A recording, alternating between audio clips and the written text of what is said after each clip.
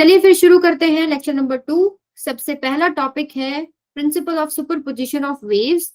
और ये जो प्रिंसिपल है ये आपको 12th क्लास में भी देखने को मिलेगा जब आप इंटरफेरेंस डिफ्रैक्शन वगैरह पढ़ोगे। तो आज समझ लेते हैं क्या होता है। उसके बाद reflection and transmission of waves, ये जो टॉपिक है ये थोड़ा अंडरस्टैंडिंग का टॉपिक है, इसको ध्यान से सुनिएगा। और फिर अगर टाइम बचता है तो हम लोग स्टैंडिंग वेव भी करेंगे। वैसे स्टैंडिंग वेव ऑन स्ट्रिंग हम लोग निकाल के देखेंगे क्योंकि उस पे क्वेश्चंस आ जाते हैं। सबसे पहले डेफिनेशन अभी नहीं देखो, पहले मेरी बात सुनो। मान लो कि दो वेव्स आ रही हैं, एक वेव ये आ रही है मान लो y1 और एक वेव ये आ रही है y2 एक पॉइंट के ऊपर। तो जब ये इस पॉइंट पर ये डिस्टरबेंस जब आ रही है तो ये वाली वेव है उसको अपने हिसाब से डिस्प्लेस करना चाहेगी, ये वाली वेव उसको अपने हिसाब से डिस्प्लेस करना चाहेगी। तो ये पार्टिकल कंफ्यूज हो गया कि अब मैं कितना डिस्प्लेस करूं। तो इसका जो नेट डिस्प्लेसमेंट होता है वो वेक्टर सम होता है displacement produced by individual waves, जितनी भी आ रही है। दो है, दो से ज्यादा भी हो सकती है। तो जो वाई नेट होगा वो कितना होगा इस पॉइंट पर, यहाँ पर कितना हो जाएगा y1 प्लस में y2। ठीक है, इसी को बोलते हैं सुपरपोजिशन प्रिंसिपल। अब पढ़ भी लेते हैं। It states that when two or more waves travel independently in a medium without affecting the motion of one another, मतलब इन्होंने एक दूसरे का मोशन नहीं अफेक्ट किया, इंडिपेंडेंटली ट्रेवल कर रही है। मान लीजिए एक पार्टिकल की हम बात, एक पॉइंट या पार्टिकल की हम बात कर रहे हैं जहां पर ये वेव्स पहुंची। तो यहाँ पर resultant displacement of each particle, या जो हम पर्टिकुलर कंसिडर कर रहे हैं, of the medium at any instant is equal to the vector sum of displacement produced by the two waves separately. दोनों जो डिस्प्लेसमेंट प्रोड्यूस करेंगी उनका वेक्टर सम जब आप लोगे तो वो इसका रिजल्टेंट डिस्प्लेसमेंट होगा। क्लियर है ये चीज सबको? Okay ma'am. राइट। सो अब हम लोग थोड़ा सा इसको डिटेल में डिस्कस करते हैं। अब हम लोग इस प्रिंसिपल से जो रिजल्ट्स निकालते हैं, हम यहाँ डिस्कस करेंगे रिजल्टेंट एम्पलीट्यूड, और हम लोग डिस्कस करेंगे यहाँ पर फेज डिफरेंस, डेल्टा फाई या फाई से रिप्रेजेंटेड होता है, या पाथ डिफरेंस, ये चीज डिस्कस करेंगे। और एक इंटेंसिटी का फॉर्मूला डिस्कस करेंगे। ये कंपटीशन वगैरह में इंपॉर्टेंट है ये वाला टॉपिक, और ये टॉपिक आपको देखने को मिलेगा लाइट वेव्स के लिए 12th क्लास में। यहाँ जो आप देख रहे हैं वो आप साउंड वेव्स के लिए देख रहे हैं, या फिर जो स्टैंडिंग वेव्स है, स्ट्रिंग पे जो वेव्स हैं उसके लिए देख रहे हैं। तो मान लीजिए कि दो सोर्सेज हैं जो वेव प्रोड्यूस कर रहे हैं, एक ये सोर्स हो गया और एक ये सोर्स हो गया। मान लो ये एक पॉइंट है जहां पर वेव पहुंच रही है इस सोर्स से, और एक पहुंच रही है इस सोर्स से। अब हम सोर्सेज लेते कैसे हैं, वो कोहेरेंट सोर्सेज होते हैं। अब कोहेरेंट सोर्सेज क्या होते हैं? कोहेरेंट सोर्सेज वो होते हैं जिनकी फ्रीक्वेंसी सेम होती है, मतलब जो ये वेव प्रोड्यूस करेंगे ना, ये जो फ्रीक्वेंसी होगी इन वेव्स की, फ्रीक्वेंसी सेम है। अब मीडियम सेम है तो यहाँ पर स्पीड भी सेम है, स्पीड ऑफ वेव्स सेम होगी। तीसरा, अब लैम्डा भी सेम होगा, v सेम है तो लैम्डा भी सेम होगा, क्योंकि v is equal to lambda by t ही होता है। और लैम्डा सेम है तो आप बोल सकते हो k सेम है। k क्या होता है? 2 पाई बाय लैम्डा। तो ये हम लोगों ने अपने लिए चीजें आसान कर ली, क्योंकि अगर हम ये नहीं करेंगे तो उस चीज को पढ़ना कॉम्प्लिकेटेड हो जाएगा, वो हमारे सिलेबस में नहीं है। हम लोग जनरली डील करते हैं कोहेरेंट सोर्सेज से ही, 99% केसेस में आपको कोहेरेंट सोर्सेज ही मिलेंगे। अब वही जो सेम चीज हम लोगों ने पीछे की, अब यहाँ जो डिस्प्लेसमेंट होगा वो नेट डिस्प्लेसमेंट होगा due to these two waves. तो मान लीजिए अगर इस वेव की मैं इक्वेशन लिखूं इन कंडीशंस को देखते हुए, तो y क्या आएगा? a1 sine omega T minus में kx। ठीक है, प्लस में ही ले लो, कोई दिक्कत नहीं। वैसे माइनस ले लो चाहे प्लस ले लो, उसमें कोई दिक्कत नहीं है। ओमेगा टी प्लस में kx। और सेकंड की जनरल इक्वेशन, इस वेव की अगर मैं इक्वेशन लिखूं, ये y1 ले लो, ये y2 ले लो, ये हो जाएगा आपके पास a2 साइन। अब देखो फ्रीक्वेंसी सेम है, यानी ओमेगा सेम रहेगा और k भी सेम है, तो ये भी सेम रहेगा। राइट। अब ये वेव जब पहुंच रही है, ये तो इसकी जनरल वेव की जब हम इक्वेशन लिखते हैं ना वो है। जब हम x को फिक्स कर देंगे तो हम इस पार्टिकल के ऊपर आ जाएंगे। जैसे यहां तक इसको पहुंचने में मान लो x1 डिस्टेंस लगा, यहां तक इसको x2 and x2 is greater than x1, हम ये मान रहे हैं कि x2 ज्यादा है। तो यहां जब इस पार्टिकल के ऊपर बात करोगे तो जो y1 है वो कितना हो जाएगा? a1 sine omega t plus में k x1। y2 कितना है? a2 sine omega t plus में k x2। अब ये क्या हो रहा है यहाँ पर, ये एक्चुअली में आपको याद हो, ये आपके पास एसएचएम की ही इक्वेशंस है जो हमने प्लेन प्रोग्रेसिव हार्मोनिक वेव ली थी, उस जिसमें हर पार्टिकल एसएचएम कर रहा है। तो अब ये जो वेव है इसकी वजह से ये एसएचएम है, ये एसएचएम होना चाहिए, और इस वेव की वजह से यहाँ पे ये एसएचएम होना चाहिए। लेकिन होता कौन सा है, जो सुपरपोजिशन प्रिंसिपल कहता है। वाई नेट क्या हो जाएगा, y1 प्लस में y2। तो मैं इसका मैथमेटिक्स नहीं सॉल्व कर रही, यहाँ इसका जो रिजल्टेंट आएगा वाई नेट वो कितना आ जाता है ए नेट, या इसको ए आर से भी लिखा होता है, ये हो जाएगा आपके पास साइन ओमेगा टी प्लस में थीटा। अभी देखो थीटा क्या, ये फेज डिफरेंस की वजह से आ गया। फेज डिफरेंस किसकी वजह से आया, पाथ डिफरेंस की वजह से आया, उसको अब हम डिटेल में पढ़ेंगे थोड़ा सा। उससे पहले एक बार मैं ये बताती हूँ आपको ये कैसे निकालना। जैसे ये वाली जो ये वाला जो आपने फॉर्म देखा, मान लीजिए फर्स्ट जो एम्पलीट्यूड है वो यहाँ है A1, इससे सेकंड वाला कितना आगे है, ये मान लो A2, ये वाला कितना आगे है, जो इन दोनों फेजेस का आप डिफरेंस लोगे, ये क्या होता है कंप्लीट फेज, इनका जो आप डिफरेंस लोगे ओमेगा टी प्लस में k x two minus omega t plus में के एक्स वन, तो आपको मिलेगा के इंटू में एक्स टू माइनस में x one, this is phase difference delta phi, या फाई से रिप्रेजेंट है, this is equal to k into में डेल्टा एक्स। ये चीज क्लियर है सबको? Yes, ma'am. And what is k, Yes, 2 ma'am. Pi by lambda. ठीक है, तो अभी क्योंकि इनके अंदर पाथ डिफरेंस डेल्टा एक्स क्या है, यहाँ पर जो पहुंच रही है वेव्स उनके बीच में पाथ डिफरेंस है, जिसकी वजह से इनके बीच में फेज डिफरेंस आ गया। मान लीजिए दोनों एम्पलीट्यूड्स में फेज डिफरेंस कितना है, ये जो डिफरेंस आया ये फाई से भी रिप्रेजेंट कर लो, डेल्टा फाई से मैं मान लेती हूँ फाई से रिप्रेजेंट कर रखा है मैंने, कितना हो जाएगा, ये फाई है। तो दो वेक्टर्स अगर आपके पास है और उनके बीच में एंगल फाई है, तो आप रिजल्टेंट निकाल सकते हो। Yes, ma'am. कितना हो जाएगा, A1 स्क्वायर प्लस में A2 स्क्वायर प्लस में 2A1 A2 cos phi, Yes, ma'am. ये आ जाएगा नहीं। और अगर रिजल्टेंट हम लिखें तो रिजल्टेंट कुछ ऐसे आएगा, ये ए आर हो गया। मान लीजिए ये इसके साथ कितना एंगल बना रहा है, थीटा, मतलब ये रिजल्टेंट इस फर्स्ट वाले वेव से कितना फेज आगे हो गया, थीटा। तो ये टेंजेंट थीटा क्या होता है, A2 साइन फाई बाय में A1 प्लस में A2 कोस फाई।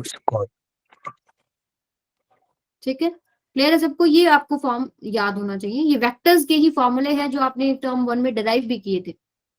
ठीक है, तो Yes, ये हो ma'am. गया। अब हमको क्या चेक करना है, अब हमको ये चेक करना है कि ये जो रिजल्टेंट एम्पलीट्यूड आ रहा है ये मैक्सिमम कब आ रहा है, मिनिमम कब आ रहा है, ये सारी चीजें चेक करेंगे। जो इंटेंसिटी रिजल्टेंट है इसका फॉर्मूला भी क्या होता है आपके पास, I1 प्लस में I2 प्लस में 2 under root I1 I2 cos phi. ये कब मैक्सिमम हो रही है, कब मिनिमम हो रही है। ठीक है, ये सारी चीजें अब हम चेक करेंगे और एक जनरल फॉर्म निकालेंगे जो पाथ डिफरेंस और फेज डिफरेंस का दो केसेस करेंगे अब, कंस्ट्रक्टिव इंटरफेरेंस, डिस्ट्रक्टिव इंटरफेरेंस। तो उसको करने से पहले इंटरफेरेंस क्या होता है वो हम लोग चेक करते हैं।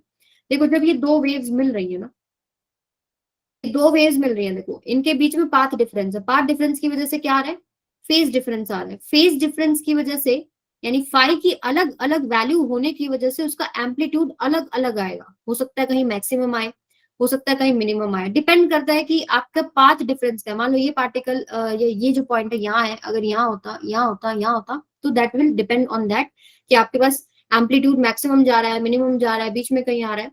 तो ये जो प्रोसेस है, ये जो फिनोमिना है, इसको हम लोग बोलते हैं इंटरफेरेंस ऑफ वेव्स।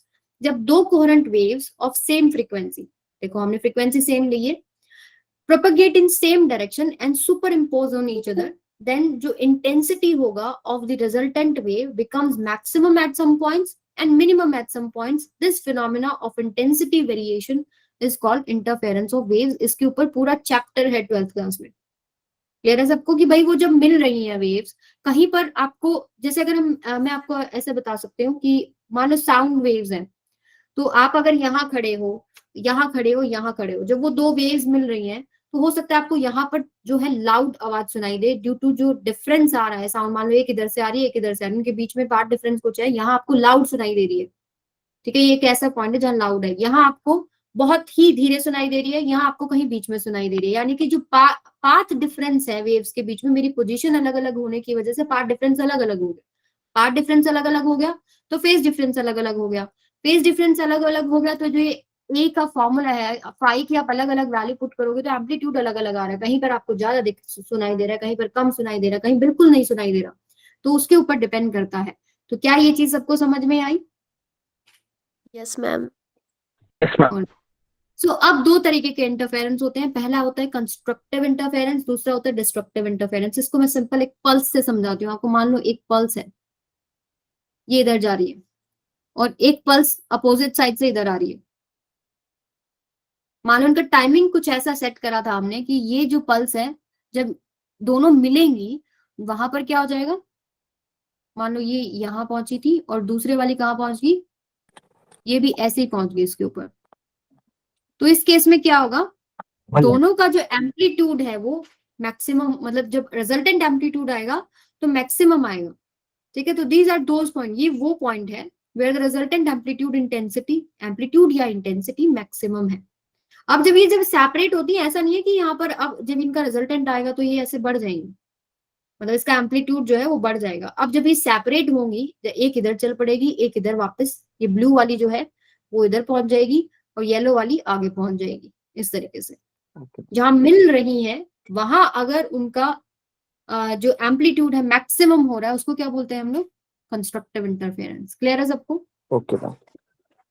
सो अब इसमें हम लोग जो चीज एनालाइज करेंगे वो है ये जो फॉर्मूला हम लोगों ने लिखा है ना, ए आर वाला और आई वाला, वो चेक करते हैं। जैसे ए आर वाला अगर हम बात करें तो A R is equal to A1 square plus में A2 square 2AB to A1 A2 cos 5, इसका अंडर रूट हम ले लेते हैं। और एक आई आर वाला भी चेक करते हैं, चलो I1 प्लस में I2, इनके डेरिवेशन बहुत छोटे छोटे हैं, वो मैं आपको उसमें दे दूंगी नोट्स में, उसमें देख लीजिएगा। Under root I1 I2 cos 5।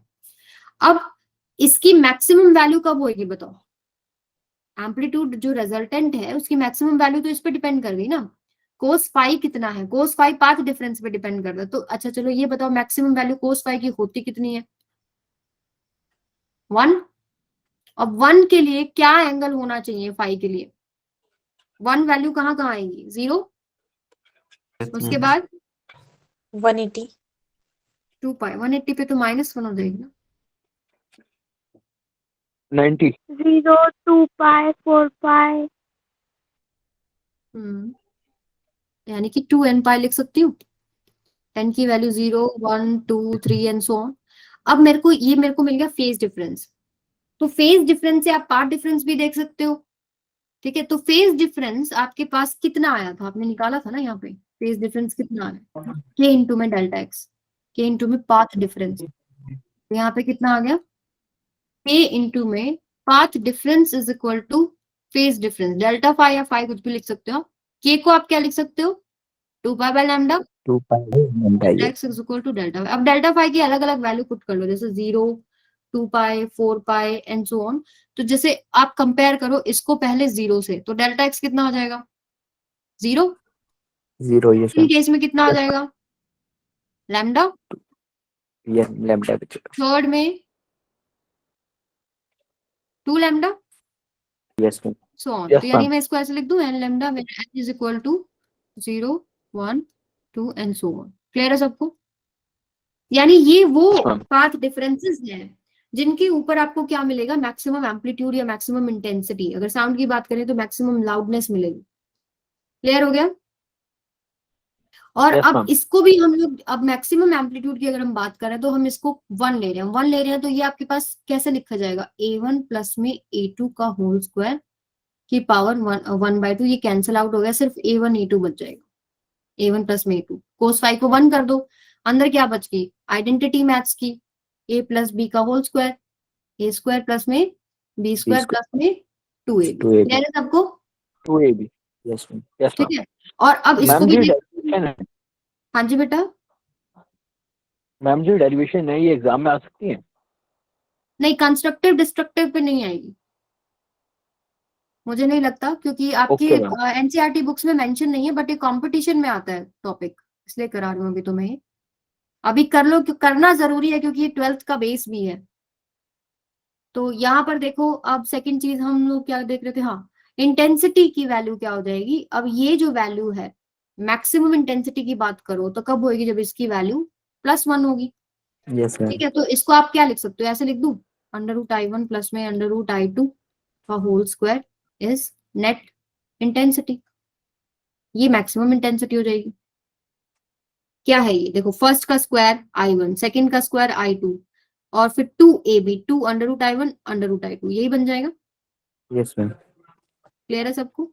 अच्छा, एक क्वेश्चन ये भी पूछ लेते हैं कि भाई I1 I2 अगर सेम है, लेट्स से I0 के इक्वल है, तो IR कितना हो जाएगा, तो ये बन जाएगा I0 plus I0 2I0 plus में 2I0 इंटू I0 I0 का स्क्वायर की पावर 1/2, सिर्फ I0 बच जाएगा इंटू में cos 5। तो ये फॉर्मूला क्या बन जाएगा, 2I0 कॉमन ले लो, 1 प्लस में cos 5, 1 प्लस cos 5 कितना होता है, 1 प्लस cos 2 थीटा कितना होता है, 2 cos स्क्वायर थीटा।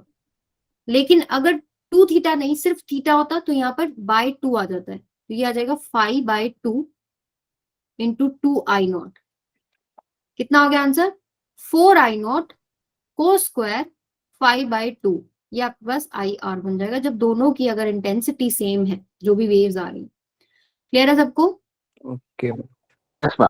ये तो थी कहानी सारी कंस्ट्रक्टिव इंटरफेरेंस की, सेम चलेगी अब डिस्ट्रक्टिव के लिए। अब बस यहाँ पे डिस्ट्रक्टिव में प्लस की जगह क्या आ जाएगा, इसकी नेगेटिव जो वैल्यू मतलब मिनिमम वैल्यू cos 5 की कितनी होती है, -1, प्लस की जगह यहाँ -1 आ जाएगा, -1 तो यहाँ प्लस की जगह माइनस आ जाएगा, और यहाँ माइनस आ जाएगा तो यहाँ माइनस आ जाएगा, बस इतना ही तो फर्क है।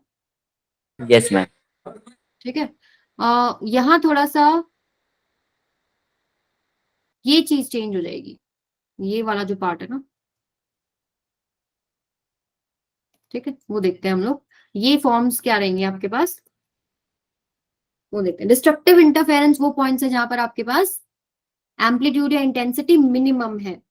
मिनिमम यानी कि मान लीजिए ये एक वेव है, ये इधर चल रही है, पल्स है, एक ये इधर चल रही है मान लो, और एक पल्स आ रही है आपके पास कुछ ऐसे, और ये जब दोनों मिलती हैं तो कुछ ऐसे मिली, तो यहां पर क्या हो जाएगा, नेट रिजल्टेंट क्या हो जाएगा, वाई नेट क्या हो गया, 0। समझ में आया। ये तो एग्जैक्ट हो गया जब वो बिल्कुल उनका एम्पलीट्यूड सेम था, अगर एम्पलीट्यूड सेम नहीं है तो मिनिमम आ जाएगा, मतलब कैंसिल आउट कर जाएंगे एक दूसरे को। समझ में आया। जो आप हेडफोन वगैरह यूज करते हो ना आजकल, नॉइस कैंसिलेशन वाला कॉन्सेप्ट आया हुआ है। Yes ma'am. तो नॉइज कैंसिलेशन में क्या होता है, एक साउंड जो नॉइज है उसका एक सिग्नल है, ठीक है, वो वेव फॉर्म है, उसी का आउट ऑफ फेज एक वेव फॉर्म बनाया जाता है डिवाइस के अंदर, और उन दोनों को जब सुपर इम्पोज करोगे तो वो दोनों सिग्नल्स एक दूसरे को कैंसिल आउट करेंगे और आपको नॉइज नहीं सुनाई देगी। ये होता है उसका यूज। तो अब डिस्ट्रक्टिव इंटरफेरेंस में AR वगैरह देख लेते हैं। AR आपके पास A1 स्क्वायर प्लस में A2 स्क्वायर प्लस में 2A1 A2 cos 5,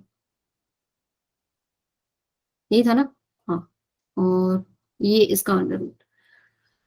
फिर हम लोग थोड़ा सा वो भी चेक कर लेते हैं, इंटेंसिटी वाला वैसे बता दिया मैंने, फटाफट बता देती हूँ फिर। हाँ, फोन्स में भी हो सकता है नॉइज कैंसिलेशन, जहां पर भी यूज हो रहा है। लेकिन नॉइज कैंसिलेशन जैसे हम लोग तो इसलिए अवॉइड करते हैं, बाई चांस कोई बोल रहा हो सुनाई नहीं देगा, और ट्रैवल करते हुए तो बिल्कुल यूज नहीं करना चाहिए। तो IR is equal to I1 plus में I2 प्लस में 2 √I1 √I2 cos 5।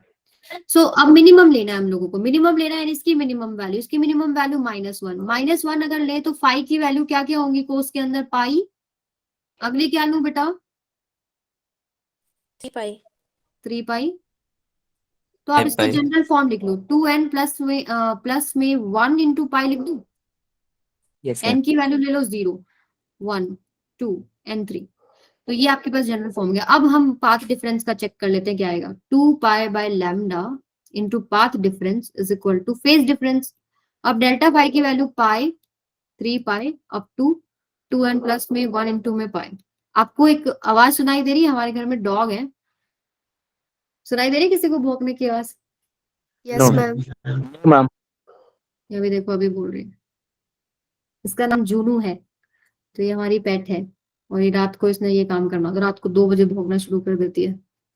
तो यहाँ देखो पाई 3 पाई 2n प्लस में 1 इंटू में पाई, इससे कंपेयर करो जरा। डेल्टा एक्स पहला कितना आ जाएगा, पाई से पाई लैम्डा बाई 2 बन जाएगा ना। सेकंड कितना आ जाएगा, 3 लैम्डा बाई 2, यही बन रहा है। यानी अगर मैं इसका Yes. जनरल फॉर्म लिखूं तो 2n प्लस में 1 इंटू में लैम्डा बाई 2, एन की वैल्यू 0 1 1 2 2 3 4 ठीक है। सिमिलरली वही चीज आपके पास, इसका अगर हम मिनिमम वैल्यू देखें तो ए आर की मिनिमम कितनी होगी आपके पास, A1 माइनस में A2, ठीक है। और अगर आप बात करें इंटेंसिटी की, तो इंटेंसिटी में आपके पास क्या आ जाएगा, √I1 माइनस √I2 का whole square, this is IR। ठीक है, क्लियर है सबको, ठीक है बेटा, यही है। चले आगे। Yes ma'am. तो ये पार्ट तो था आपका जितना भी इंटरफेरेंस वाला जितना था, जैसे destructive interference, constructive interference, phase difference, path difference, resultant amplitude वगैरह, ये सब आपको याद होने चाहिए। ठीक है, अब अपना जो टॉपिक है यहाँ से आपका बोर्ड वाला जो आपकी नॉर्मल क्लास वाला जो है वो स्टार्ट हो जाता है। जैसे reflection and transmission of waves क्या होता है। मान लीजिए एक वेव आ रही है और अगर ये टकराए और ये टकरा कर मान लीजिए वापस चल पड़े ऐसे, या टकरा के ये सिंपल ऐसे ही चल पड़े, यानी दोबारा उसी मीडियम में आ गई वो रिफ्लेक्ट होकर, इसको क्या बोल रहे हैं, रिफ्लेक्शन ऑफ वेव्स। और अगर ये वेव आगे चली जाए मीडियम से उस पार, ये बाउंड्री है जो सेपरेट कर रही है दो मीडियम को, अगर ये उसी मीडियम में आ गई तो रिफ्लेक्ट होगी, अगर ये उस मीडियम से दूसरे मीडियम में चलेगी उसको क्या बोल रहे हैं हम लोग, ट्रांसमिशन ऑफ वेव्स। और हो सकता है कुछ पार्ट ऑफ वेव, वेव क्या है वैसे, एनर्जी है ना, एनर्जी तो ट्रेवल कर रही है डिस्टर्बेंस की फॉर्म में, तो एनर्जी हो सकता है एब्जॉर्ब भी हो जाए बाउंड्री पे। तो तीन चीजें होती है, या तो रिफ्लेक्ट होगी, एब्जॉर्ब होगी या ट्रांसमिट होगी। तो when sound waves are incident on a boundary separating two media, a part of it is reflected back into the initial medium while the remaining is partially absorbed and partially transmitted into the second medium। Clear हो गया सबको, हाँ जी बेटा, Yes, ma'am. Okay. So अब कुछ parameters हैं जैसे v, frequency, lambda, amplitude, phase, कब चेंज होंगे रिफ्लेक्शन और ट्रांसमिशन में, कब चेंज नहीं होंगे। कुछ ऐसे पैरामीटर्स हैं जो मीडियम में चेंज ही नहीं होते, चाहे आप कोई मीडियम में ले जाओ, कुछ ऐसे मीडियम चेंज होते ही चेंज हो जाएंगे। तो जैसे सबसे पहले आपको दिखाई दे रहा होगा v, speed of sound wave. तो जब आप रिफ्लेक्ट करके उसी मीडियम पे डिपेंड करती है साउंड वेव की जो स्पीड है। तो अगर मीडियम नहीं चेंज हो रहा, रिफ्लेक्शन में क्या हो रहा है, मीडियम नहीं चेंज हो रहा, तो वहां पर डज नॉट चेंज। और ट्रांसमिशन में मीडियम बदल गया तो स्पीड क्या बदल जाएगी, स्पीड क्या हो जाएगी, बदल जाएगी। क्लियर है सबको, वी तो समझ में आ गया होगा, मीडियम पे डिपेंड करता है। और अगर हम बात करें फ्रीक्वेंसी, जैसे फ्रीक्वेंसी है, टाइम पीरियड भी क्या होता है 1/फ्रीक्वेंसी, ओमेगा होता है 2πf, जहां फ्रीक्वेंसी है, फ्रीक्वेंसी मीडियम के हिसाब से चेंज नहीं होती, चाहे रिफ्लेक्शन हो चाहे ट्रांसमिशन हो, फ्रीक्वेंसी नेवर चेंजेस। ठीक है, फिर बात आती है लैम्डा। लैम्डा देखो, वी अगर चेंज हो गया तो लैम्डा तो अपने आप ही चेंज हो जाएगा, v is equal to lambda by T होता है ना। तो लैम्डा मीडियम के साथ चेंज होता है, अब रिफ्लेक्शन में उसी मीडियम में आ गए तो चेंज नहीं हुआ, और ट्रांसमिशन का आपका मीडियम चेंज हो गया तो चेंज हो जाएगा।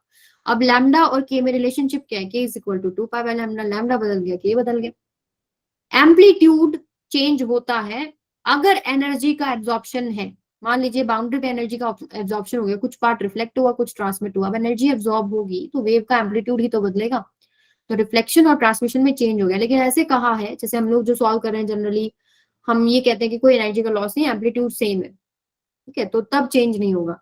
ये इंपॉर्टेंट है। फेज का डिफरेंस, अगर वेव टकरा रही है रेयर एंड मीडियम को तो फेज का अंतर नहीं आता, नो फेज चेंज। और अगर वो डेंसर मीडियम को टकरा रही है तो फेज का चेंज कितना हो जाता है, पाई, रिफ्लेक्शन में। और ट्रांसमिशन में क्या होता है, नो चेंज इन फेज, जैसे आ रही थी वैसे ही आगे चली जाएगी। इसको आप ऐसे याद कर सकते हो, जैसे मान लीजिए साइकिल और ट्रक का एग्जांपल ले लेती हूँ मैं, तो कि अगर साइकिल ट्रक में टक्कर मारे, आप पढ़ते हो ना ये collision, elastic collision, in elastic collision में, तो साइकिल अगर वेव में टक्कर मारे तो क्या होगा, आपका कुछ नहीं होगा मैम। ट्रक को कुछ नहीं होगा, साइकिल का क्या होगा, उलट जाएगी ना। यानी साइकिल ने एक डेंसर मीडियम को अगर टक्कर मारा तो उसका फेज बदल गया, उलट गई, उलट के आ गई, कुचल ही जाएगी वो तो पूरी। तो पाई का जो है चेंज हो गया। लेकिन अगर ट्रक साइकिल में मारे, यानी वो अगर एक रेयर मीडियम को टक्कर मारा, तो ट्रक को क्या फर्क पड़ रहा है? ट्रक को कोई फर्क नहीं पड़ रहा, उसका फेस चेंज नहीं होता। समझ में आ गया? Yes, ma'am. ओके, सो ये आपको याद होना चाहिए बेटा। एक तो फ्रीक्वेंसी, बच्चे गलती करते हैं, फ्रीक्वेंसी कभी चेंज नहीं होती मीडियम के हिसाब से, ठीक है। वी चेंज होएगा, लैम्डा चेंज होएगा, फेज आपका रेयर और डेंसर के हिसाब से चेंज होगा। तो अब हम लोग सबसे पहला जो चीज है, यानी जब डेंसर मीडियम से रिफ्लेक्ट हो रही है जो वेव है आपकी, डेंसर मीडियम की जगह कई बार होता है रिजिड सपोर्ट लिखा होता है, एक फिक्स्ड रिजिड सपोर्ट है, या फिर एक फिक्स्ड एंड है। ये जब भी टर्म्स है, यानी डेंसर मीडियम से टकरा रही है और फिर वो रिफ्लेक्ट होती है, जब डेंसर मीडियम से टकराएगी आपको पता है फेस चेंज कितना हो जाता है, पाई का। तो अब हम लोग इसको वेव की फॉर्म में करते हैं। जैसे मान लीजिए ये आई एक वेव, इंसिडेंट पल्स की फॉर्म में समझा रही हूँ मैं अभी आपको। मान लो रिजिड सपोर्ट है, ये पल्स आई इधर आ रही है, ये वाई आई हो गया, और ये रिफ्लेक्ट होगी जब, अगर ये डेंसर मीडियम है, इफ इट इज डेंसर, यानी मैं बोल रही हूँ रिजिड सपोर्ट या फिक्स्ड एंड, तो ये आपके पास इस तरीके से वापस आएगी, ऐसे ये होगी रिफ्लेक्टेड वेव। तो एक एग्जाम्पल ले लेते हैं हम लोग, वाई आई में ले लेती हूँ ए साइन, जैसे हम लोग इसमें एग्जाम्पल ले सकते हैं ए साइन ओमेगा टी माइनस में के एक्स। लेट्स से एक एग्जाम्पल लिया हम लोगों ने, ये इंसिडेंट वेव है, ठीक है। तो इसकी रिफ्लेक्टेड वेव कैसे लिखूं अब? देखो सबसे पहले बात, ये एक आपको दिख रहा होगा, ये आपके पास वेव की जनरल फॉर्म हमने की थी, याद है? Plane progressive harmonic ma'am. Wave दिख रही है, ये वही वेव है हमारे सिलेबस में, ये वेव है, हम लोग यही डिस्कस करते हैं। तो आपको याद हो function of a x plus minus b t हमने किया, तो हम बोल रहे हैं अगर दोनों का साइन अपोजिट है, ओमेगा टी और के एक्स अपोजिट है, तो पॉजिटिव एक्स एक्सिस में चल रही है। अगर इन दोनों का साइन मान लो दोनों का पॉजिटिव है, तो वो नेगेटिव एक्स एक्सिस में चल रही है। तो अगर हम यहाँ ले, दोनों अपोजिट है, ठीक है, हमारी वेव जो है पॉजिटिव साइड में जा रही है, और अब रिफ्लेक्ट होगी तो नेगेटिव साइड में जा रही है, तो यहाँ पर हो जाएगा ओमेगा टी प्लस में के एक्स। साइन का साइन लिखिए, और एम्पलीट्यूड के आगे आपके पास साइन क्या आ जाएगा? नेगेटिव, क्योंकि फेज का चेंज हो गया, पाई फेज का चेंज हो गया। ये देखो, ये ऊपर थी, ये इन्वर्ट हो गई ना, तो अब ये क्या हो गया? Minus sign. क्लियर है सबको?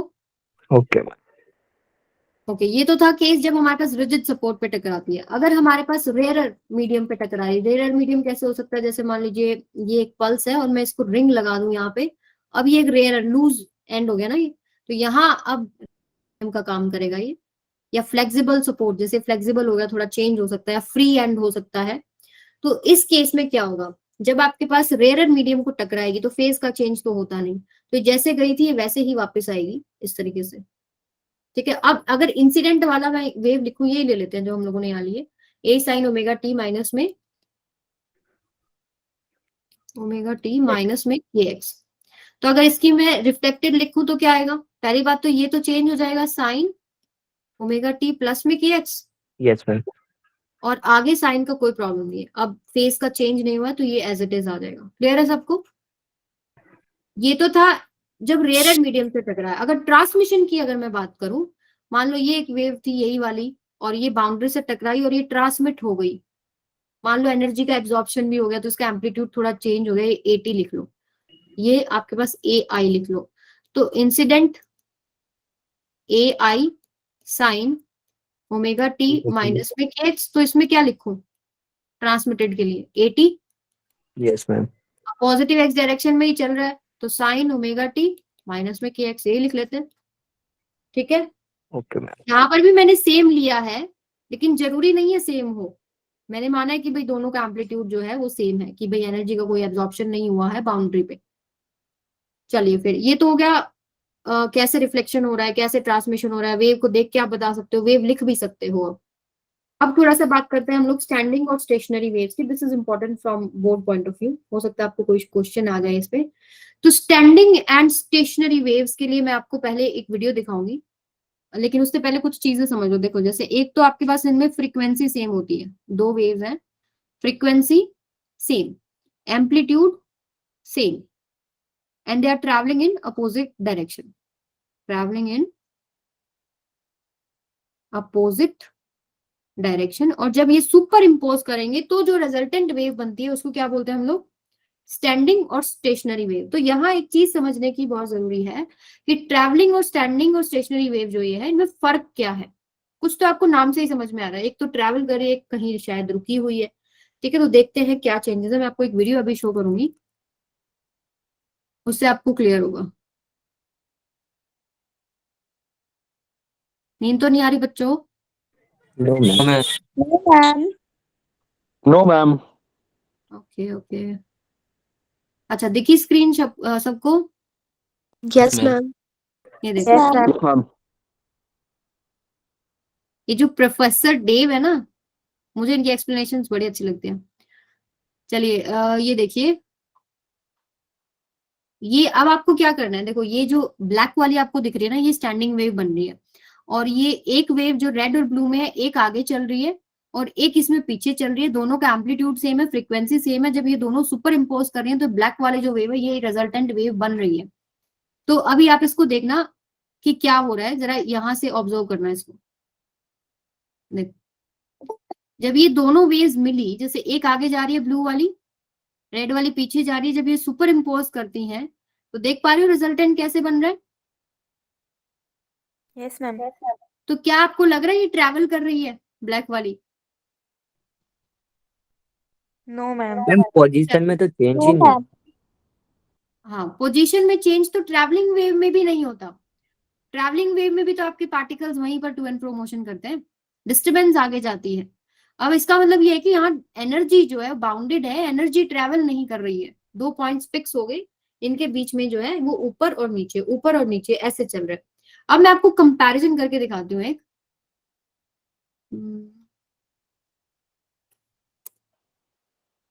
देखिए, इसमें मैं ट्रैवलिंग और स्टैंडिंग का कंपैरिजन करती हूँ। अब इसको कैसे समझेंगे, देखो आपको क्या ऑब्जर्व करना है। ये जो ब्लू वाला दिख रहा है ना, ये पार्टिकल इस पोजीशन पे ऊपर और नीचे जा रहा है। यहाँ देखना ये कितना जा रहा है ऊपर नीचे, और यहाँ ये कितना जा रहा है।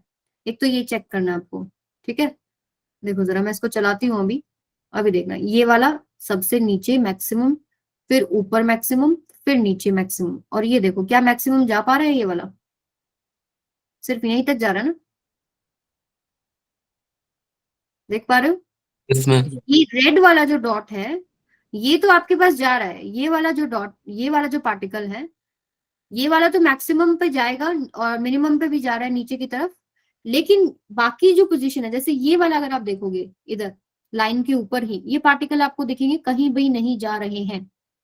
ये वहीं के वहीं है, देखो ये यहीं का यहीं है, ठीक है। और ये ब्लू वाला है, जैसे ये यहीं तक जा पाता है, ये यहीं तक जा रहा है। और जो रेड वाला है वो मैक्सिमम तक जा रहा है, यानी कि पोजीशन के हिसाब से उनका एम्पलीट्यूड फिक्स हो गया। लेकिन ट्रैवलिंग वेव के अंदर उनका एम्पलीट्यूड, आपके पास क्या है, हर एक पार्टिकल का एम्पलीट्यूड क्या हो रहा है, मैक्सिमम और मिनिमम जाता है। लेकिन यहाँ पर कुछ पोजीशंस पे पार्टिकल्स का मैक्सिमम जा पाता है और कुछ पोजीशन पे मूव ही नहीं कर रहा है पार्टिकल, वो रेस्ट पे है। और कुछ पोजीशन पे बीच में कहीं है, जैसे ब्लू वाला सिर्फ यहीं तक जा रहा है फिर वापस जा रहा है। तो ये एक बेसिक डिफरेंस है पहला ट्रैवलिंग वेव और स्टैंडिंग वेव में, कि एम्पलीट्यूड ट्रैवलिंग वेव में सभी के पास वो मौका है, मैक्सिमम जाएंगे। देखो सिंपल हार्मोनिक मोशन हर पार्टिकल दोनों वेव्स में कर रहा है, स्टैंडिंग वेव में भी कर रहा है, ट्रैवलिंग में। लेकिन यहाँ इनका एम्पलीट्यूड हर एक का मैक्सिमम और मिनिमम जा रहा है, और यहाँ पर फिक्स है पोजीशन के अकॉर्डिंग। अब आप चेक करेंगे जैसे सेगमेंट मूव कर रहे हैं, जैसे यहाँ पे क्या हो रहा है, ये वाला चलाती हूँ, अपना माइक ऑफ रखोगे, देखो एक ही पूरा सेगमेंट, ये दो दो जो है ये पॉइंट जो मूव ही नहीं कर रहे, इनको हम बोलते हैं नोड्स। और जो ये ऊपर और नीचे मैक्सिमम तक जा रहा है, इनको हम लोग क्या बोलते हैं, एंटी नोड्स। और आप Yes. सेक्शन, ये सेगमेंट देखो, ये पूरा सेगमेंट एक साथ ऊपर और एक साथ नीचे जा रहा है, एक साथ ऊपर एक साथ नीचे जा रहा है। एम्पलीट्यूड हर पार्टिकल का अलग अलग है, जैसे एक सिर्फ इतना मूव कर रहा है, अगला इतना, और अगला उससे इतना मूव कर रहा है, और सारा इसी तरीके से नीचे इतना, फिर एक ज्यादा और एक और भी ज्यादा। सो अब आपको डिफरेंस समझ में आ रहा है दोनों में क्या Yes. है? Yes ma'am. ठीक है, तो एक तो ये वाला हो गया एम्पलीट्यूड वाला। हो सकता है बोर्ड में आपको पूछ ले डिफरेंस बताओ, ठीक है। एक तो एम्पलीट्यूड वाला हो गया, एक फेज वाला हो गया। जो आपके पास ट्रैवलिंग है उसमें 0 से 2 पाई कुछ भी फेज हो सकता है, लेकिन यहाँ पर दो ही फेज है, या तो 0 या आपके पास पाई, ठीक है। एनर्जी ट्रैवलिंग वेव में ट्रैवल कर रही है, लेकिन स्टैंडिंग वेव में बाउंडेड है, वो ट्रैवल नहीं करती है। अपना माइक ऑफ रखें, ठीक है। अब अपनी वापस अपनी बोरिंग वाली उस पे आ जाते हैं। प्रेजेंटेशन पे। Yes, ma'am. देखो, हाँ, तो मैं आपको क्या बता रही थी यहाँ पे, जैसे ये इस तरीके से था, ये ऐसे गया, ये ऐसे, तो ये पार्टिकल सिर्फ इतना ही जा पा रहा है, नीचे भी ये इतना ही जा पाएगा, लेकिन ये पार्टिकल मैक्सिमम तक जा पाता है, ये पार्टिकल मूव ही नहीं करता है। लेकिन ट्रैवलिंग में हर एक पार्टिकल मैक्सिमम मिनिमम ऐसे चलता है। और ये पूरा जो सेगमेंट है, ये जो पूरा सेगमेंट है, ये सारा आपके पास नीचे आएगा, दूसरा ऊपर जाएगा, नीचे आएगा, ऊपर आएगा। इसका मतलब एनर्जी ट्रैवल नहीं है, एनर्जी बाउंडेड है। क्लियर है ये चीज सबको? ओके अब मैम। हम इसका थोड़ा मैथमेटिक्स डिस्कस कर लेते हैं। जैसे मैं एक आपको करके दिखा रही हूँ, एक फ्री एंड से आप खुद कर सकते हो, सेम है, बस यहाँ पर जो ये मैंने एक इंसिडेंट वेव जो लिया है ए आई sine omega T minus k x, वैसे ही आपके पास एक इसकी रिफ्लेक्टेड वेव हो जाएगी, ये आप बना लोगे। क्या हो जाएगा, यहाँ पे प्लस आ गया, और ये फेज चेंज की वजह से क्या हो गया, माइनस, क्योंकि हम फिक्स एंड ले रहे हैं। फ्री एंड के केस में सिर्फ यहाँ पर माइनस की जगह प्लस आ जाएगा, बाकी सारी स्टोरी सेम चलेगी, क्योंकि फ्री एंड पे आपका फेज चेंज नहीं होता, तो ये नेगेटिव नहीं आता। अब मैं क्या करती हूँ, मैं वेव ले लेती हूँ। तो आपको पता है इसके कौन कौन से मेजर टाइम है, जैसे कि t अगर इज इक्वल टू 0 है, then t is equal to t/4 है, देन t/2 है, 3t/4 है, एंड t। तो इन टाइम्स पे मैं चेक कर लेती हूँ इंसिडेंट वेव का क्या हाल चाल है और रिफ्लेक्टेड वेव का क्या हाल चाल है, और फिर मैं उन इन पर्टिकुलर टाइम्स में उनका रिजल्टेंट देखूंगी कितना बन रहा है। तो सबसे पहले हम लोग ले अगर ये वाला y i is equal to a sin omega t minus में kx, तो इसके अंदर t की वैल्यू 0 पुट करोगे तो क्या बच जाएगा, a sin माइनस kx बच जाएगा, यस और नो? तो साइन माइनस थीटा क्या होता है, what is sine minus theta? Sin देखो theta. क्या बनेगा, y is equal to a sine minus k x बचेगा जब t की वैल्यू 0 पुट कर दोगे। Sine minus theta is minus sine theta, yes a ma'am. a sine k x हो जाएगा। ठीक है, तो ये वाला फॉर्म आ गया। अब रिफ्लेक्टेड भी चेक कर लेते हैं, यहाँ एक नेगेटिव लगा लेना। हम मान रहे हैं कि दोनों का जो एम्पलीट्यूड है वो सेम है, तो ए आर की जगह ये सब जगह ए और ए आई की जगह ए दिखेगा आपको। अब यहाँ टी को 0 पुट करोगे तो आपके पास वाई आई कितना आ गया, A R sign k x, लेकिन इसमें एक नेगेटिव साइन पहले ही था आगे, तो वो नेगेटिव साइन आ जाएगा। ठीक है, तो ये वाला फॉर्म समझ में आ गया। टी की जगह 0 पुट किया है, यस और नो तो बोल दो, इतना मुश्किल तो नहीं है। Gunjan? Yes ma'am. Okay, so अब इनका रिजल्टेंट अगर आप चेक करो, इनका रिजल्टेंट क्या बन जाएगा, -2a sin kx। ठीक है, इस पर्टिकुलर टाइम पे, 0 के टाइम पे। और अगर हम t को t/4 पुट करते हैं तो वो कैसे करेंगे, देखो ओमेगा की जगह जब कैपिटल T आ गया तो ओमेगा को हम लोग चेंज कर लेते हैं 2 में कैपिटल T, और t की जगह में t/4 पुट करें तो ओमेगा t कितना बच जाएगा, t से t कैंसिल, 2 1 जा 2 2 जा π/2 बच जाएगा ना। तो वाई आई कितना हो जाएगा, a साइन π/2 माइनस में kx। तो मुझे इसका फाइनल आंसर बताओ क्या बनेगा। π/2 की वजह से साइन में क्या हो जाएगा चेंज, कोस। π/2 और 3π/2 साइन का कोस हो जाता है, कोस का साइन हो जाता है। यस ठीक है, तो ये तो आगे ऐसे ही आएगा। अब इसके बाद हमको ये चेक करना होता है कि साइन प्लस या माइनस क्या आएगा, तो वो हम क्वाड्रेंट रूल से करते हैं। जैसे यहाँ 0 है, यहाँ π/2 एंगल होता है, यहाँ पाई है, यहाँ 3π/2 है। तो अगर एंगल यहाँ आता है तो सारे ट्रिग्नोमेट्रिक फंक्शन पॉजिटिव होते हैं। यहाँ एंगल अगर आता है आपके पास, यहाँ साइन पॉजिटिव होता है, यहाँ टेंजेंट पॉजिटिव होता है, यहाँ कोस पॉजिटिव होता है। अब देख लो जरा, π/2 माइनस में थीटा कौन से क्वाड्रेंट में जा रहे हो? फर्स्ट क्वाड्रेंट में। फर्स्ट में साइन पॉजिटिव होता है, यानी इसके आगे पॉजिटिव आ जाएगा, तो अपना पहला आंसर तो आ गया। Yes ma'am. ठीक है, दूसरा आपके पास क्या हो जाएगा, दूसरे केस में यहाँ प्लस आ जाएगा, बस इतना फर्क है। अब π/2 plus theta sine second quadrant में भी पॉजिटिव होता है, तो उसकी वजह से साइन का तो नहीं बदलेगा, बस साइन का कोस हो जाएगा। लेकिन इसमें ऑलरेडी एक नेगेटिव साइन आ गया था, वो नेगेटिव साइन आ गया है। क्लियर है सबको? Yes ma'am. तो बेसिकली आपको करना क्या है, ये t की जगह t/2, 3t/4, capital T, omega को 2π/t पुट कर लेना, फिर चेक करना कौन से क्वाड्रेंट में आ रहा है, उसके हिसाब से प्लस माइनस साइन आगे लगाओगे तो ये फॉर्म्स बन जाएंगी। चाहे स्क्रीनशॉट ले लो इसका, ठीक है, बना के देख लेना। और यहाँ पर अब हमको चाहिए रिजल्टेंट। जैसे यहाँ मैंने लिखा था, इसका रिजल्टेंट आ गया -2a sin kx, इसका रिजल्टेंट 0, इसका resultant 2a sine k x, इसका रिजल्टेंट 0, इसका resultant -2a sine k x. अच्छा चलिए एक बात बताइए, साइन कोस की वेव्स बनानी आती है ना? जैसे साइन की ऐसे होती है, पॉजिटिव साइन अगर है तो, अगर मान लो ये x है और ये y है, और नेगेटिव साइन है तो हम उसकी ऐसे बनाते हैं, यस मैम, नीचे से। ठीक है। अगर पॉजिटिव कोस है तो हम उसकी ऐसे बनाते हैं, और नेगेटिव कोस है तो हम उसकी ऐसे बना लेते हैं, ठीक है। अब उसी तरीके से हमको यहाँ बनाना है कि रिजल्टेंट क्या बन रहा है। जैसे -2a साइन के एक्स जब t = 0 है तो क्या बनेगा? ऐसे ही बनेगा ना? यस यस नहीं मैम। नहीं, गलत बनाए, सही हाँ बोल रहे हो। सामने होते ना तो डंडे पड़- चलिए बताओ कैसे बना, ये ऐसे बनेगा ना? नीचे साइड से, यस मैम। Yes ma'am.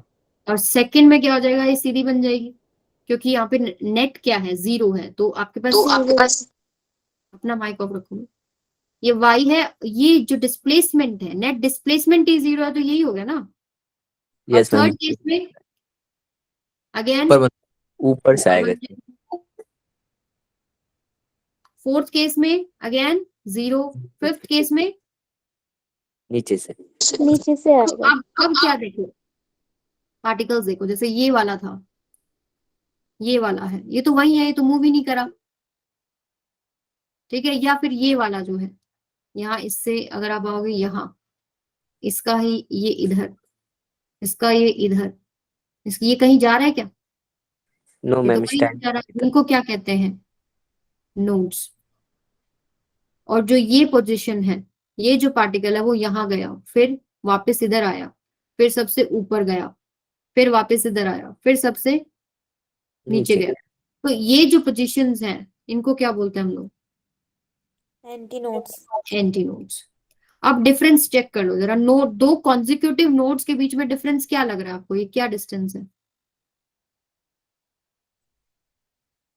ये पूरा पूरा तो एक ऐसे वेव बनता है ना पूरा, ये डिस्टेंस कितना है? λ/2 ही तो है। यहाँ और यहाँ नोड बने ना, दिस इज द फॉर्म। तो यहाँ दो कॉन्जिक्यूटिव नोड्स का डिफरेंस λ/2 होता है, और दो कॉन्जिक्यूटिव एंटी नोड्स का डिफरेंस कितना होता है? अब एंटी नोड्स देख लो कहाँ बन रहा है। जैसे यहाँ अगर चेक करो, ये एंटी नोड है, अगला एंटी नोड यहाँ बनेगा,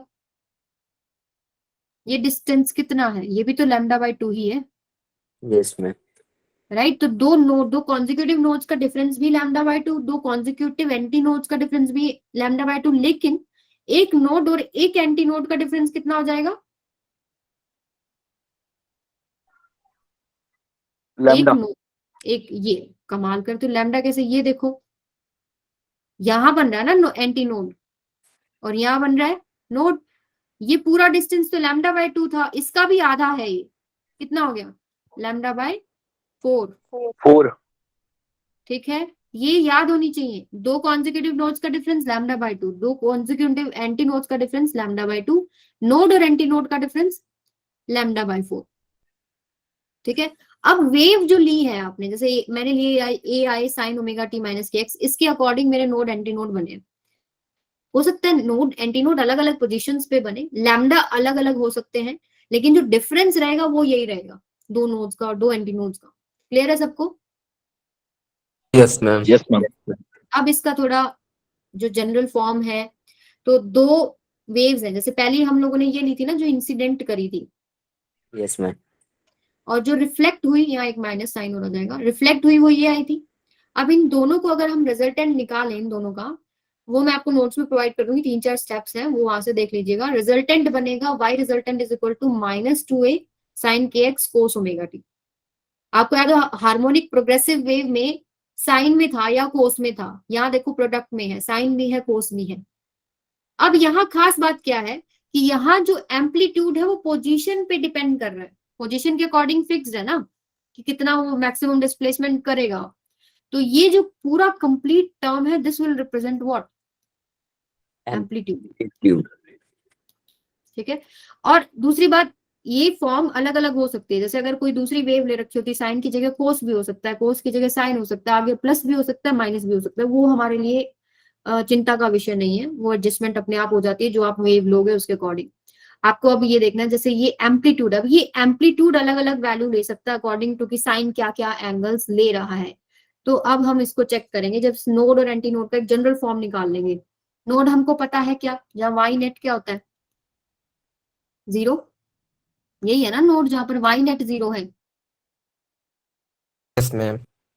या जहां पर आपके पास डिस्प्लेसमेंट ही नहीं है, ये वाले पॉइंट्स है।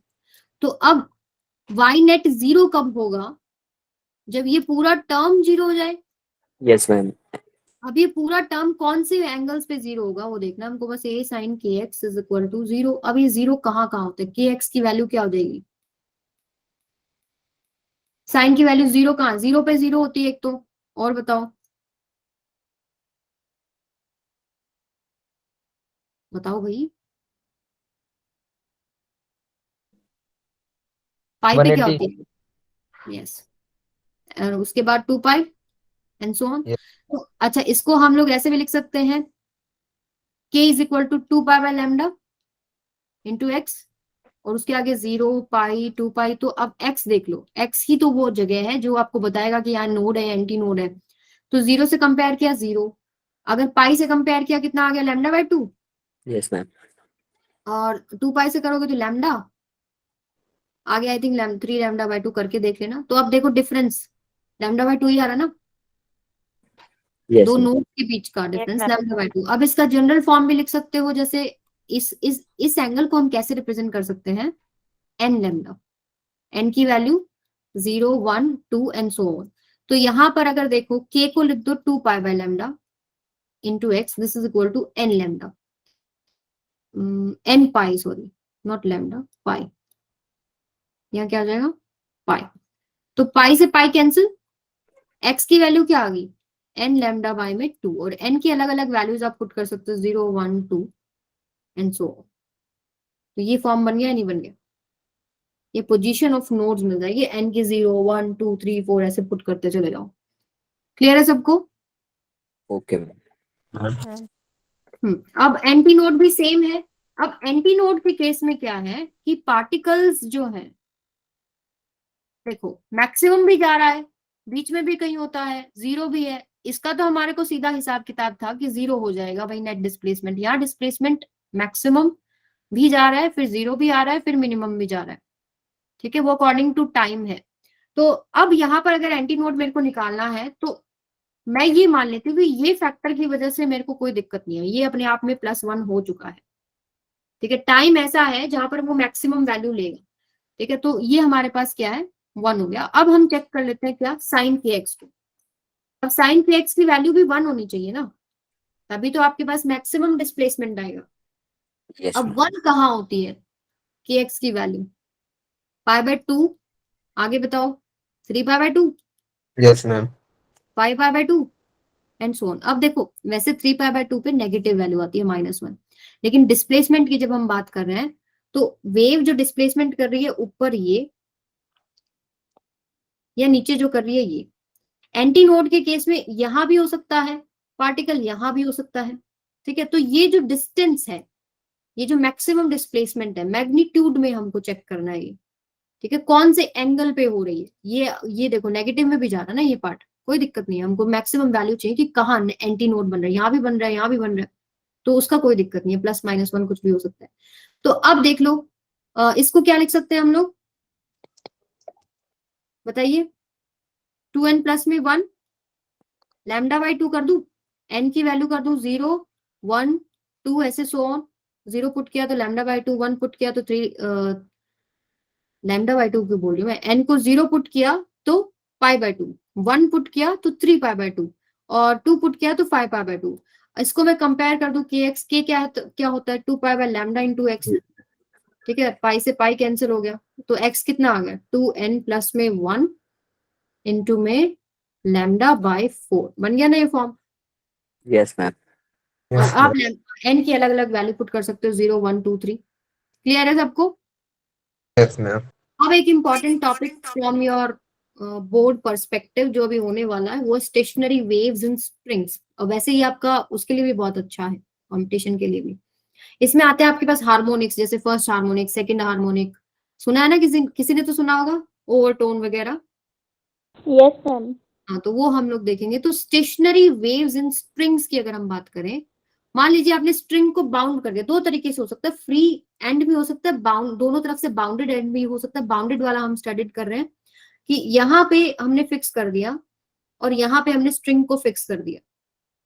अब ये डिफरेंट डिफरेंट मोड्स में वाइब्रेट कर सकता है। जैसे पहला जो सबसे सिंपल फंडामेंटल वाला होता है, वो मान लो मैंने इसको प्लग किया और छोड़ दिया, तो ऐसे ही फॉर्म बनेगा ना वेव का।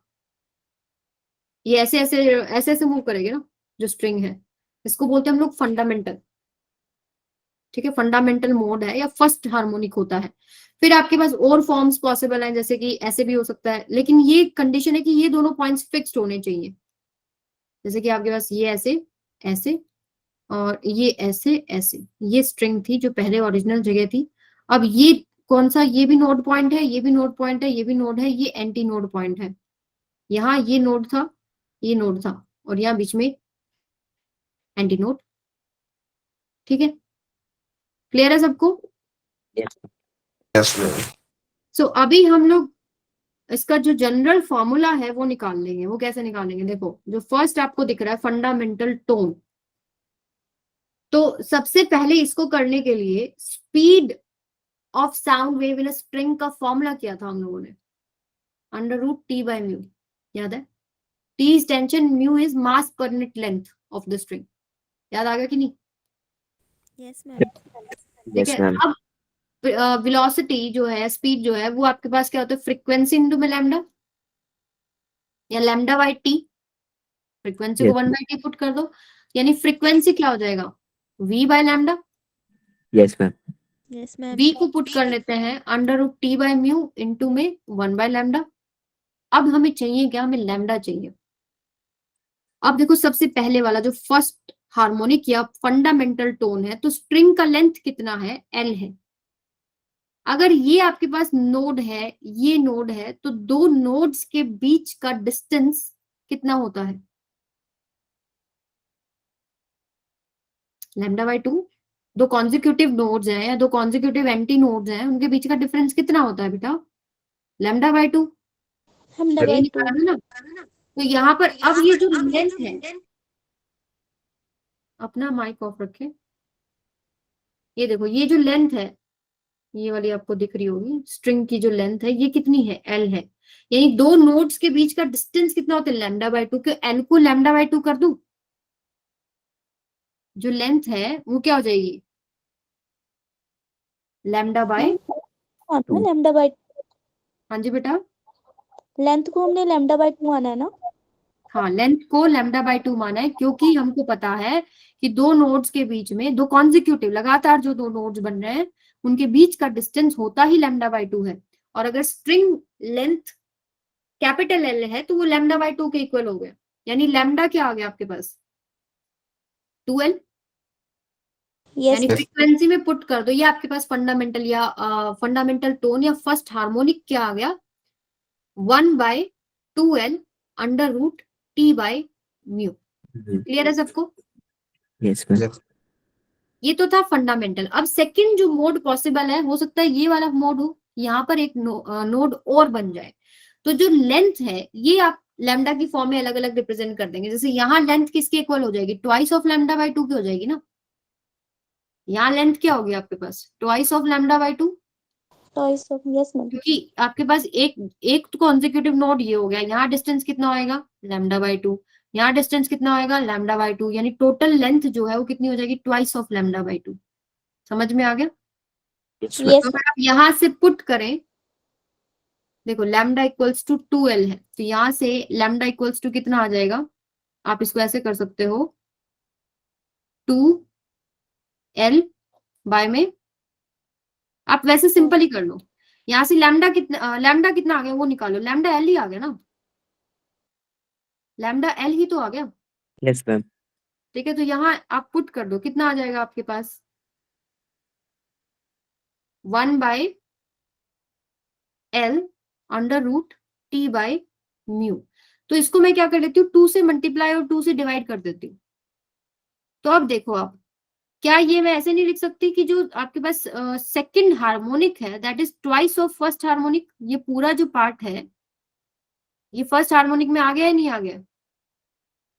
ये देखो Yes, ये यानी ट्वाइस ऑफ फर्स्ट हार्मोनिक। ऐसे ही जब आप थर्ड और फोर्थ करोगे वो भी आपके पास क्या हो जाएगा, थर्ड आ जाएगी thrice of first harmonic, fourth आ जाएगी 4 टाइम्स ऑफ फर्स्ट हार्मोनिक। लेकिन ओवरटोन की फॉर्म में क्वेश्चंस में कंफ्यूज ऐसे कर देते हैं, ओवरटोन जो है एक वैल्यू पीछे चलती है। जैसे अगर nth हार्मोनिक की बात करो तो n टाइम्स ऑफ f1 हो गया, यानी n इंटू में 1/12 under root t by mu. लेकिन अगर यहाँ ओवरटोन की बात करो, ओवरटोन में क्या आंसर आएगा, n माइनस में 1th ओवरटोन है। जैसे कि अगर थर्ड हार्मोनिक की बात कर रहे हो, थर्ड यानी n minus 1th overtone, n की जगह 3 पुट कर दो, यानी कौन से ओवरटोन की बात कर रहे हैं, सेकेंड ओवरटोन Second. की बात कर रहे हैं। ठीक है, देखो थर्ड हार्मोनिक कौन सा पुट किया हम लोगों ने, थर्ड हार्मोनिक, देखो ये third harmonic second overtone. Fourth harmonic की बात करें, n की वैल्यू 4, यानी 4 माइनस 1 थर्ड ओवरटोन की बात कर रहे हैं। ठीक है, क्लियर है सबको? आपको ये Yes, ma'am. फर्स्ट वाली पता होनी चाहिए। उसके बाद हार्मोनिक तो आप कोई भी निकाल सकते हो, वो डायरेक्ट है, उसका ट्वाइस थ्राइस 4 टाइम्स ऐसे कर सकते हो, जो फंडामेंटल है उसका। बस थोड़ा ओवरटोन का ध्यान रखना क्योंकि वो एक वैल्यू पीछे चलता है। ठीक है, तो यहाँ तक अपना जो है मेन हो गया है आज का। मैंने यहीं तक सोचा था, यहीं तक कराऊंगी। इसके बाद आप अगर खुद से करना चाहे तो कर सकते हैं।